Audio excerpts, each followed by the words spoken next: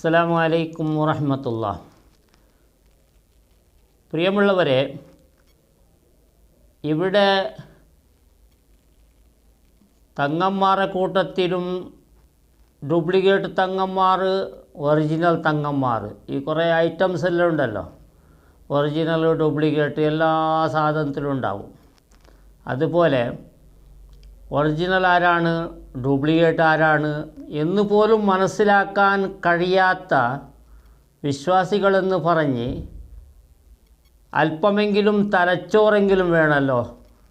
വിദ്യാഭ്യാസമില്ലെങ്കിൽ കേട്ട് പഠിക്കാം. ഈ തലച്ചോറില്ലെങ്കിൽ അത് മറ്റുള്ളവർക്ക് കൊടുക്കാൻ പറ്റുന്നതല്ല. സ്വന്തമായി ഇരിക്കേണ്ടതും സ്വന്തമായി ഉപയോഗിക്കേണ്ടതുമാണ്. ഇവിടെ നമ്മൾ രണ്ട് തങ്ങന്മാരുടെ അവസ്ഥയാണ് ഇന്ന് കാണിക്കാനുള്ളത്. അതിൽ ആദ്യമായി ഒരു തങ്ങളുടെ അടുക്കലേക്ക് ചികിത്സയ്ക്ക് പോയ ഒരു സ്ത്രീയെ അദ്ദേഹം എന്താണ് ചെയ്തത് എന്ന് നിങ്ങൾ കാണണം. അതിനെക്കുറിച്ച് അല്പം സംസാരിക്കാം ഇൻഷാ അല്ലാഹ്.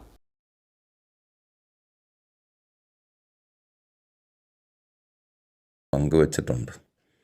ഒരു പ്രായം ഒരു 50-നോടടുത്ത ഒരു സഹോദരി ഒരു വലിയ സയ്യിദിനെ കാണുവാൻ ചികിത്സയ്ക്കായി ചെന്നു. ഭാര്യ മരിച്ച് കുറച്ച് ദിവസമേ ആയിട്ടുള്ളൂ ആ തങ്ങൾക്ക്. നിന്നെ ഞാൻ കല്യാണം കഴിച്ചോട്ടെ എന്ന് നേരിട്ട് ചോദിക്കുകയായിരുന്നു അത്രേ. നമ്മുടെ ഭാഷയിൽ പറഞ്ഞാൽ പ്രപ്പോസൽ. അത് തീർന്നില്ല, അപ്പോൾ തന്നെ ചുംബനം നൽകുകയും എന്തെന്നറിയാതെ താൻ പെട്ടുപോയി എന്ന് മനസ്സിലാക്കിയ സഹോദരി തങ്ങളല്ലേ ഒന്നും മിണ്ടിയില്ല. വീണ്ടും നിരന്തരമായി കല്യാണം കഴിക്കണമെന്ന ആഗ്രഹം പറഞ്ഞപ്പോൾ അതിന് സമ്മതിക്കണോ വേണ്ടേ എന്ന് വേറൊരാളോട് ചോദിക്കുന്നതിന് വേണ്ടി നമ്മെ വിളിച്ചു. നമുക്കെന്തറിയാം.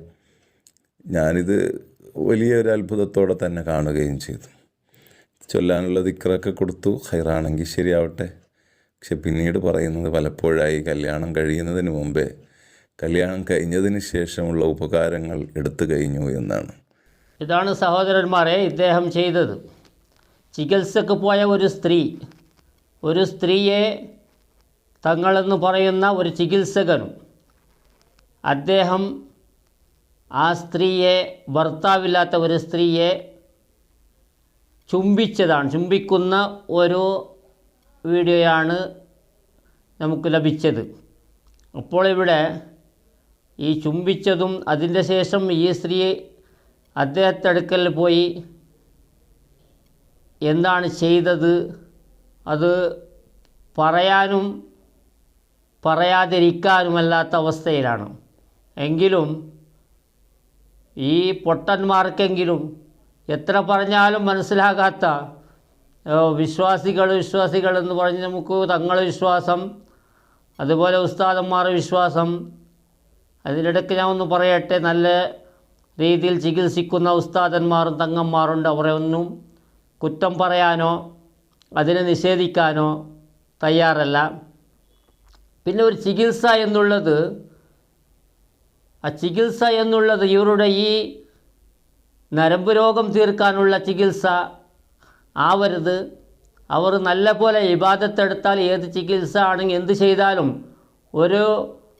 ഓരോ ഗ്ലാസ് വെള്ളം ഇങ്ങനെ മന്ത്രിച്ച് കൊടുത്താലും, ജസ്റ്റ് ഒരു ഊതി കൊടുത്താലും അതിന് ഫലമുണ്ടാകും. അവർ അതിനെ നല്ല പോലെ ഇബാദത്തെടുക്കണം. അങ്ങനെയുള്ള തങ്ങന്മാരും ഉസ്താദന്മാരും ഒരുപാടുള്ളതാണ്. ഇവിടെ അത്തരക്കാർക്ക്, നല്ല തങ്ങന്മാർക്കും ഉസ്താദന്മാർക്കും കളങ്കം വരുത്താനുള്ള തങ്ങന്മാരാണ് ഇത് എന്ന് പറയേണ്ടതാണ്.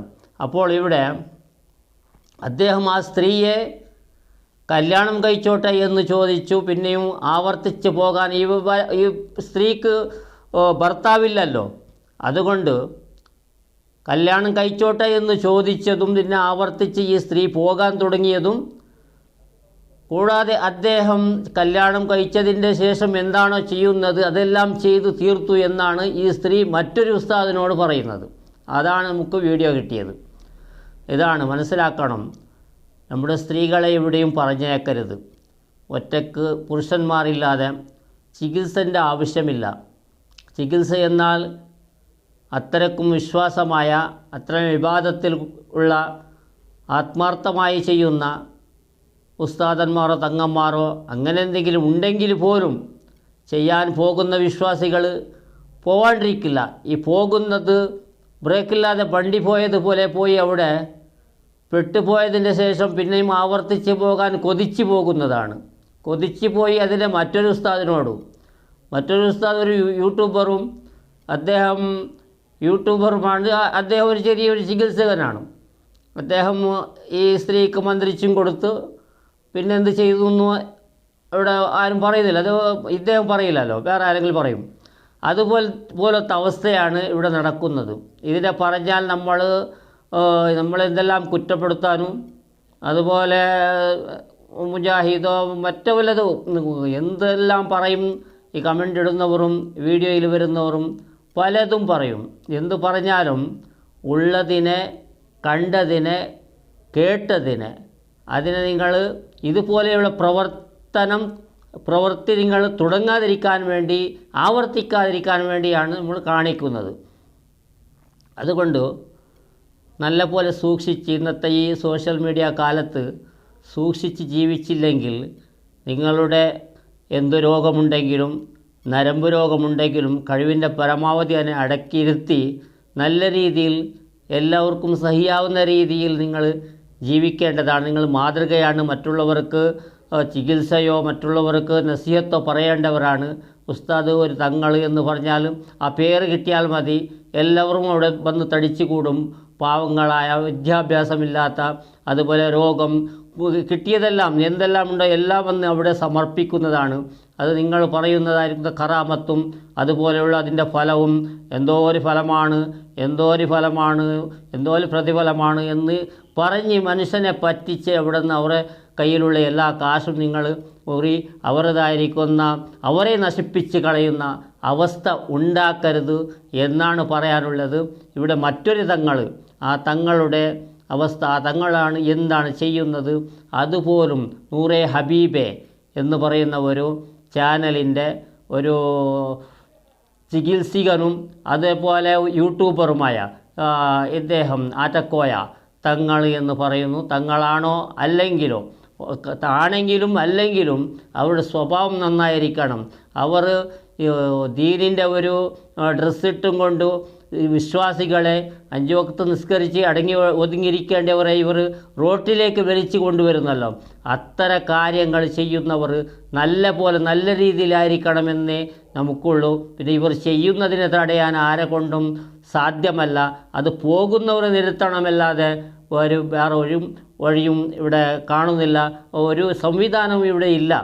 അതാണ് ബഹുമാനമുള്ളവരെ, അദ്ദേഹത്തെ ഒരു ആഴ്ച നിങ്ങൾ കേൾക്കൂ ഇൻഷാ അല്ലാഹ്.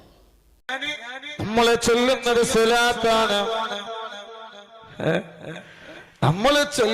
സ്വലാത്താണ്, ഈ ഇത്രയും ആളുകൾ വിരുന്നുപോയി, എന്നിട്ടും 24,000 ആളുണ്ട്. അത് മാത്രമല്ല, ഈ മജ്‌ലിസ് ആളുകൾ കഴിഞ്ഞാലും കാണുന്നുണ്ട്. ഇന്നലെ വൈകുന്നേരത്തെ മജ്‌ലിസ് 1,00,000 കിടന്നു.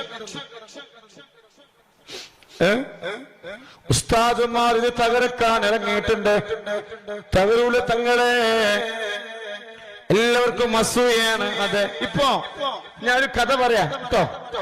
ഒരു കുക്കുമോൾ നിങ്ങൾ കാണുന്നുണ്ടോ? ഒരു കുക്കുമോൾ, ഒരു പൊന്നുമോളെ ഫോട്ടോ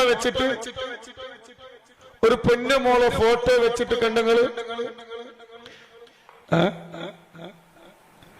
ഞാൻ മദീനയിൽ പോയി, ഞാൻ മദീനയിൽ പോയി 50 കോടിയോളം സ്വലാത്ത് ഞാൻ എന്റെ കൂടെ പറപ്പീങ്ങളെ തന്നത് ഞാൻ. ഇതാണ് സഹോദരന്മാരെ, ഇദ്ദേഹം കണക്ക് കൂട്ടുന്നത് 1,00,000 ആൾക്കാർ കണ്ടു, 1,00,000 വ്യൂസ് വന്നു.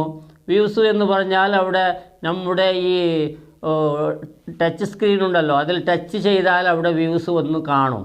അതിനെ ഫുള്ളായി കാണേണ്ടതില്ല. ഇദ്ദേഹം പറയുമ്പോൾ സ്വലാത്ത് പറയേണ്ടതില്ല, ഒന്നുമില്ല. പറയാതെ തന്നെ അവിടെ ടച്ച് ചെയ്യുമ്പോൾ തന്നെ വ്യൂസ് കാണും. അതിനെ കണക്ക് കൂട്ടിയും കൊണ്ട് എൻ്റെത് വല്ലാത്ത ഒരു മജ്‌ലിസാണ് എന്ന് പുകഴ്ത്തി പറഞ്ഞും കൊണ്ട് ഇദ്ദേഹം വന്നതായിരിക്കുന്ന കമൻറ്റുകളെല്ലാം ഓതി അതിനെ ഇതായിരിക്കുന്ന എല്ലാ മുനീറ അതുപോലെ കുക്കുമോളു ഇതുപോലത്തെ ഫേക്ക് ഐഡിയിൽ നിന്ന് വന്ന് കമൻ്റ് ഇടുന്നവരുണ്ട്. ഇദ്ദേഹത്തെ തമാശയാക്കാനല്ലാതെ ഇദ്ദേഹം ചെയ്യുന്ന മണ്ടത്തരവും പോക്കിരിത്തരവും പറയുന്നതിനെ ഈ എന്താണ് ഈ ഒരുപാട് വീഡിയോകളുണ്ട്. അതുപോലെ പ്രേമിക്കുന്നതും ഫലം പറയുന്നതും ഫള് പറയുന്നതും ഇതെല്ലാം ഇദ്ദേഹം പറയുന്ന അവസ്ഥ. പിന്നെ റസൂലുള്ളാഹി സ്വല്ലല്ലാഹു അലൈഹി വസല്ലം തങ്ങൾക്ക് 50 കോടി സലാത്ത് അവിടെ പോയി സമർപ്പിച്ചു എൻ്റെ നൂറെ ഹബീബിൻ്റെ ഗ്രൂപ്പിൽ നിന്ന് എന്നാണ് അദ്ദേഹം പറയുന്നത്. നമ്മൾ ഈ വിശ്വാസികൾ എന്ന് പറഞ്ഞാൽ അതിൽ കവിഞ്ഞ് വിശ്വാസമല്ല, വിശ്വാസം അള്ളാഹുവിനോടാണ്. നമ്മൾ ചെയ്യുന്ന ഇബാദത്ത്, നമ്മൾ പറയുന്ന സ്വലാത്ത്, നമ്മൾ ഒരു സ്വലാത്ത് പറഞ്ഞാൽ ആ സ്വലാത്ത് പറഞ്ഞ ഉടനെ അതിലൂടെ റസൂലുള്ളാഹി സ്വല്ലല്ലാഹു അലൈഹി വസല്ലം തങ്ങളുടെ ഹദറത്തിലേക്ക് എത്തപ്പെടും. അപ്പോൾ തന്നെ അതിൻ്റെ സവാബ് നമ്മൾക്ക് എഴുതപ്പെടുമെന്നാണ് നമ്മൾ വിശ്വസിക്കുന്നത്. ഇദ്ദേഹം എല്ലാവരോടും പറയിപ്പിച്ച് 50 കോടി സ്വലാത്താക്കി അവിടെ കാർഗോയിൽ എത്തിച്ചതാണ്.